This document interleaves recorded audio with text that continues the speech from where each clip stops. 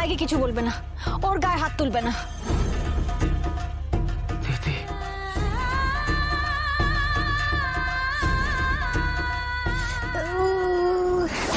দিদি, ওঠো তুমি,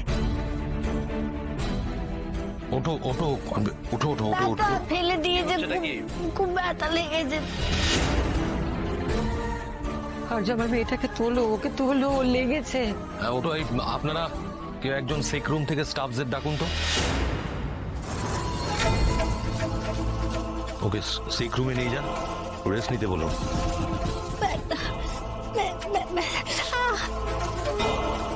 আচ্ছা, এই কাজটা তুমি করতে পারলে না? আমি পারতাম, কিন্তু সেটা ভালো দেখাতো না, এটা অফিস। মানে আমি তো ব্যবস্থা করে দিচ্ছি, আমাদের অফিসে হেলথ স্টাফ রয়েছে, তারা তো করছে। ওনারা যেটা ভালো মনে করবেন সেটা করবেন, তুমি চিন্তা করো না।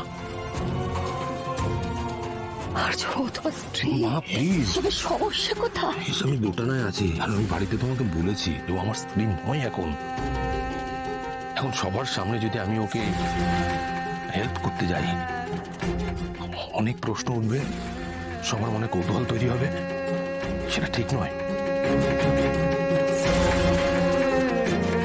তুমি এত কিছু ভাবার। আমি এত কিছু ভাবছি না, ভাবার মতো অবস্থায় নেই। ভাবতে পারলে ভালো হতো, তাই কোনো হঠকারী সিদ্ধান্ত নিতে চাইছি না।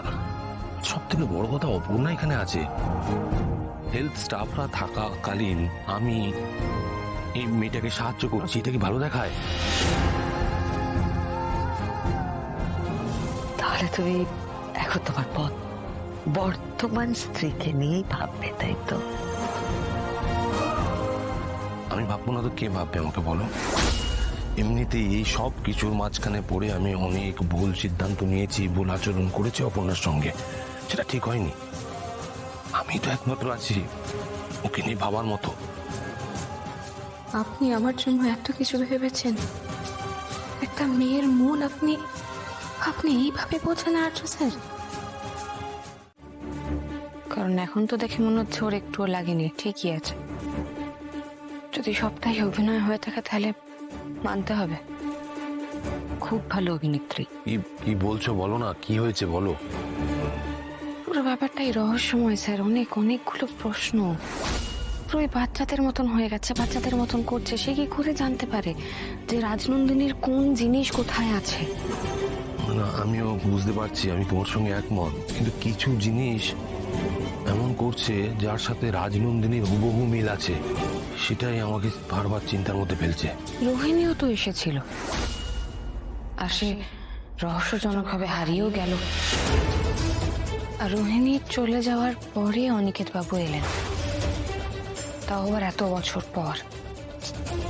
কিন্তু এই মেয়েটা এমন এমন কাজ করছে রাজনন্দিনীর মতো, সেগুলো কি করে জানবে?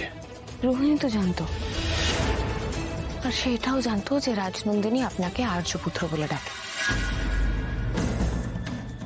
রোহিণী অনিকেত বাবুর অবৈধ সন্তান, আর অনিকেত বাবু একদমই বিশ্বাসযোগ্য লোক নন।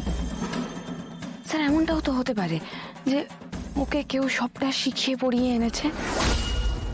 মানে এতটা শিখিয়ে পড়িয়ে নিয়ে এসছে, এটা হতে পারে? খুব কঠিন কিছু কি স্যার? স্যার ভেবে দেখুন, প্রায় হুবহু দেখতে কাউকে পাওয়া কি খুব কঠিন কিছু? আর রাজনন্দিনী সব ভুলে গেছে, সেই অভিনয়টা করাটা অনেকটা বেশি সহজ যত না রাজনন্দিনী সুস্থ হয়ে আবার ফিরে এসছে তার থেকে। তোমার দৃঢ় বিশ্বাস, তাই না?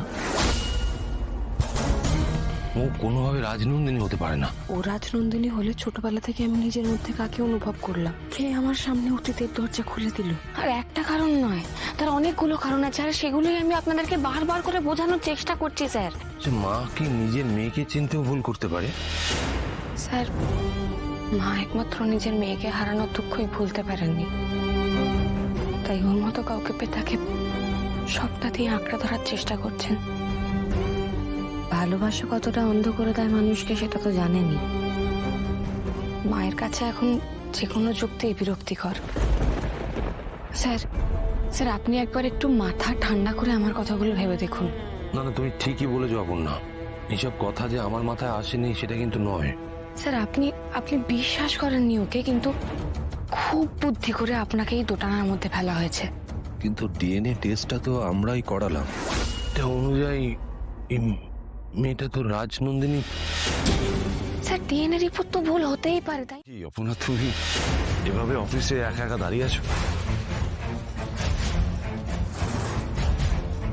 বাবা, তুমি ওভাবে আমার দিকে তাকিয়ে আছো কেন? কিছু বলবে? হাসির কি হলো অপনা? আপনি সবকিছুর মধ্যে জড়িয়ে আছেন না কিঙ্কর স্যার?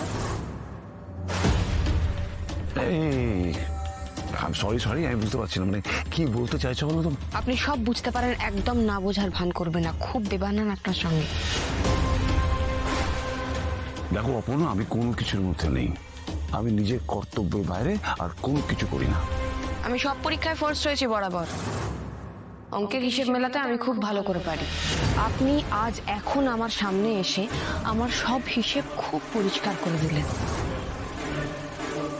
আপনি আমায় ঠিক প্রমাণ করে দিলেন কিঙ্কর স্যার। দেখো অপনা, কোথাও একটা ভুল হচ্ছে তোমার। তুমি একা একা দাঁড়িয়েছিলে, সেটা দেখে আমি তোমার পাশে একটু দাঁড়াতে এলাম জাস্ট। আপনাকে আমার পাশে দাঁড়াতে হবে না তো। আপনি আমার কাছে সবটা জলের মতন পরিষ্কার করে দিয়েছেন যে আপনি এই সবকিছুর সাথে জড়িয়ে আছেন। আপনি সবটা জেনেও এর সাথে জড়িয়ে আছেন। অপনা, তুমি নিজের কথা ভাবো, নিজের ভবিষ্যতের কথা ভাবো। আমি যাব না।